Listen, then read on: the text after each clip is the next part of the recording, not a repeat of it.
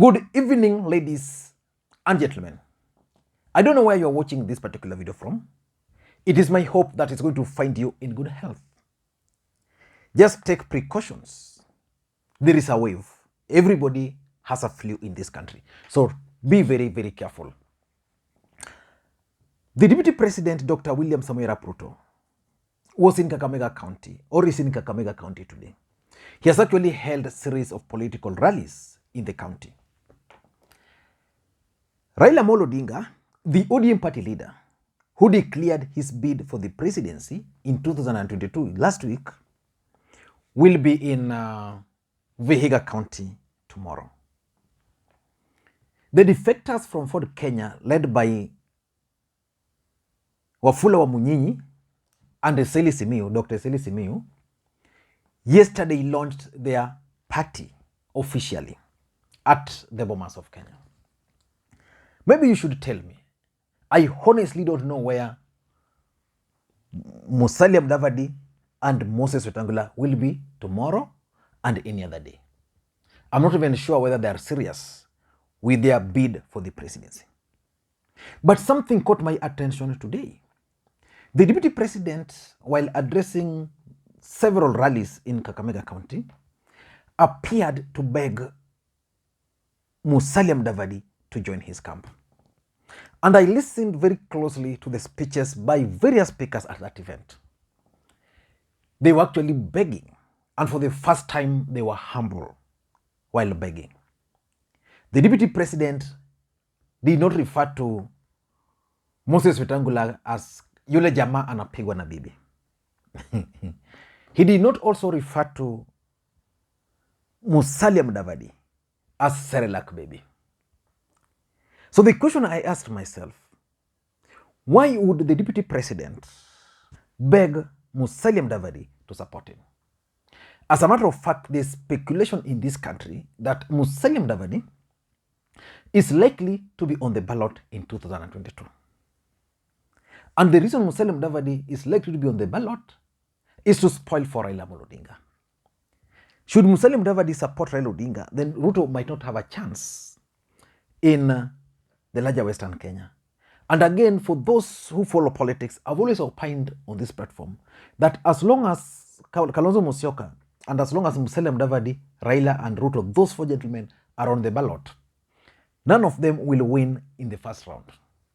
Which means second round is going to determine who will be elected the next president of the Republic of Kenya. Musalia Mudavadi and his team believes that they can easily become number two, either beat Ruto or beat Raila. So he's likely to run. But the Deputy President is telling him, look here, this is a two-horse race. So join me. So in this video, I want to try and explain to you why Ruto is literally begging Musalia Mudavadi. But before I do that, please, I want to ask you for a favor. Give this particular video a thumbs up, please. And for those who are watching for the first time, please just click that subscribe button. I want us to reach 200,000. So we can only do that if you subscribe. I see a lot of views, but people are not really subscribing. Now let us get back to the main issue. Why would the Deputy President ask Musalia Mudavadi to join him, even through a coalition? In my view, because of these 5 reasons. Number one, Ruto has figured out that for him to succeed, he needs the Western Bloc. And to consolidate the Western Bloc, the Deputy President strongly believes that the stumbling block is actually Musalia Mudavadi. And that if Musalia Mudavadi were to support him, were to join his camp, then they can easily consolidate Western Kenya, because Western Kenya borders Rift Valley and Nyanza. So it would be easy for him to penetrate Bungoma, penetrate Kakamega, and easily maybe make some inroads in Busia. But that's only possible with the support of Musalia Mudavadi. So he has figured out that the only way for him is Musalia Mudavadi. Without Musalia Mudavadi, there is no way he can make good progress in that region. As long as Musalia Mudavadi is there, as long as Weta is there, as long as, say, Raila is also pushing, he might not get the number of votes he's looking at. So that's number one. Number two, I think the deputy president is also looking at the running mate. You see, one of the biggest dilemma most of these presidential candidates, including Raila, has is the running mate. For Raila, he's narrowing down to the larger Mount Kenya region. But what about Ruto? Ruto's biggest challenge is the running mate choice. Who can he appoint the running mate? If Ruto were to appoint a running mate from the Kikuyu nation or the larger Mount Kenya region, rest assured that the rest of the republic who are supporting him might actually rebel. I remember sometimes early this year, when the leadership from the larger Western Kenya region met, the UDL supporters for that matter, met and agreed that for them, they're not interested now in positions because they had figured out that there's none of them who was qualified. But Musalia Mudavadi presented the deputy president with a very good candidate. If you were to pair Ruto and Mudavadi, and just for the sake of it, they managed to consolidate Western Kenya, then that's a good politics. The challenge the DP has is that he's not sure if he will not name a running mate from the Kikuyu nation. Because remember, Moses Kure is already out, Kiunjuri out, he named Rigathi Gachagua, but Alice Wahome is also demanding. So the deputy president and his team the deputy president and his team and the think tank believes very strongly that Ruto can actually get support from the larger West Mount Kenya region even without a running mate. The difference will be small. If you were to just appoint someone else as his running mate, those people will not have a problem. They will still vote for him, those who have decided to vote for him. But for Western Kenya, if you were to choose Musalia Mudavadi, it means Musalia Mudavadi will first of all come with his people. Then it can create for him the perception that he's gaining. And then they can now combine forces to actually deal with Raila Amolo Odinga if they can. Let us wait and see if the DP will succeed in persuading Musalia Mudavadi to be his running mate. The question is, Musalia Mudavadi accepting to be William Ruto's running mate also has its disadvantage. Why? Because it's already being speculated that it's being bought. So even if he was to be the most qualified candidate from Western Kenya, it can actually be easily projected as having been bought.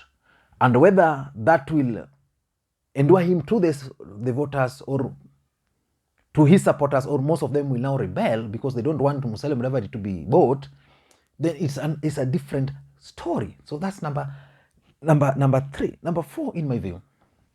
Sorry, number three in my view, I think it's about the rerun. You see, if you've been following the deputy president in a very long time, his tone, approach, messaging, attitude towards the NASA core principles previously was someone who was overconfident. But he has realized that he might not win first round and that a runoff might be occasioned.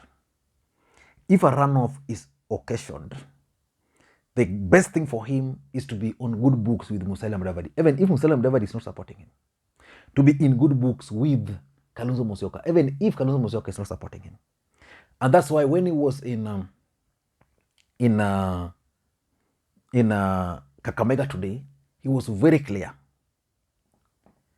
that Musalia Mudavadi should not allow Raila Amolo Odinga kumpanga. Because according to him, these regional parties Raila is creating is kupanga wakina Mudavadi. If Mudavadi is going to insist on being on the ballot, Kalonzo, Raila, we are going to have a runoff. And in case we have a runoff, Kalonzo will have his people, Mudavadi will have his people, even if they will not win. But the question is, during the runoff, when now Musalia Mudavadi is not on the ballot, what factors can determine the candidate his team or his supporters will vote for? One of them is that candidate must appear to be friendly to Mudavadi. That's exactly what William Samoei Ruto is doing. ODM party believes that they can fight with Mudavadi in Western Kenya, which is okay. They can fight and defeat him.